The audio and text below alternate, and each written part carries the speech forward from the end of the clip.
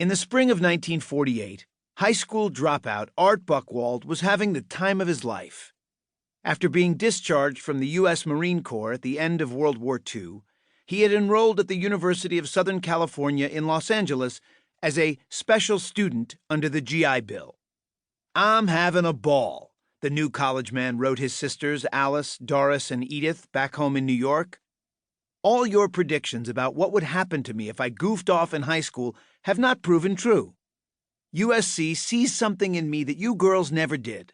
A promising brain surgeon, a future member of the Supreme Court, or, at the very least, a Nobel laureate in literature." Art took great pleasure in writing to his father and sisters about his charmed life in California. "I have never been happier in my life. I wear a cotton sweater that could be taken for cashmere, and nobody gives me a bad time or tells me what to do," he wrote home with glee. "As soon as I mail this letter, I am going out to buy saddle shoes and get a date with a Trojan co-ed. Jewish, of course." Art lived with 13 other students in an off-campus boarding house run by an odd woman named Mrs. Liebchen, who, according to Buchwald, seemed to possess a deep-seated hatred for anyone not of the Aryan race. Although she never displayed any open hostility toward Buchwald as a Jew, he always found her fondness for a German newspaper with a swastika on the front page a bit unsettling. As a special non-degree student, he was the envy of his classmates since he could enroll in any course that caught his fancy. "When asked what I intend to do with my life," he told one of his sisters, "I reply, I'll probably be a writer for the cinema or start a book on the corrupt athletic programs in our university system."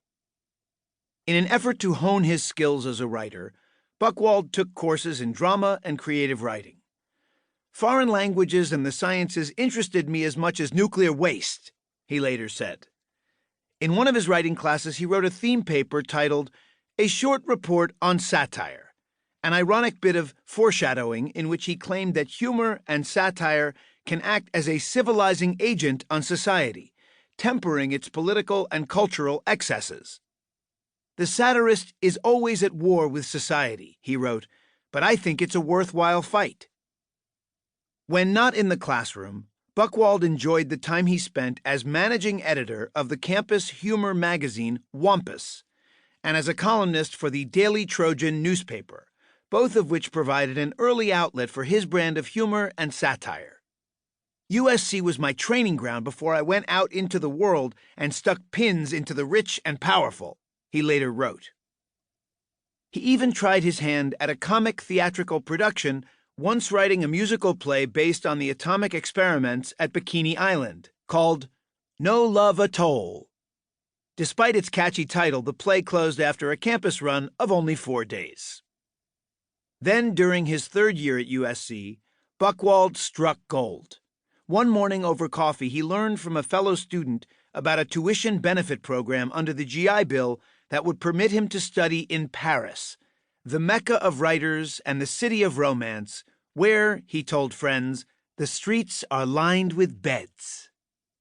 His dream was to follow in the steps of Hemingway, Eliot Paul, and Gertrude Stein, he declared. "I wanted to stuff myself with baguettes and snails, fill my pillow with rejection slips, and find a French girl named Mimi who believed that I was the greatest writer in the world."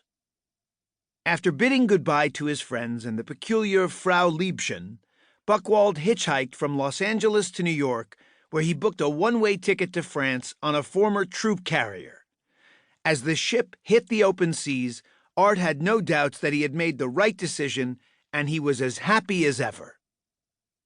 During the long ocean voyage to France, Buchwald spent evenings out on the deck reflecting on his past. "I started adding up everything that had happened to me since my birth," he later wrote. "My life had been a series of zigs and zags. Soon after I was born, my mother was confined to a mental institution where she remained for 35 years. With my 3 sisters, I was placed in the Hebrew Orphan Asylum in New York and then boarded out with foster parents, in 8 different kinds of homes with God knows how many strangers.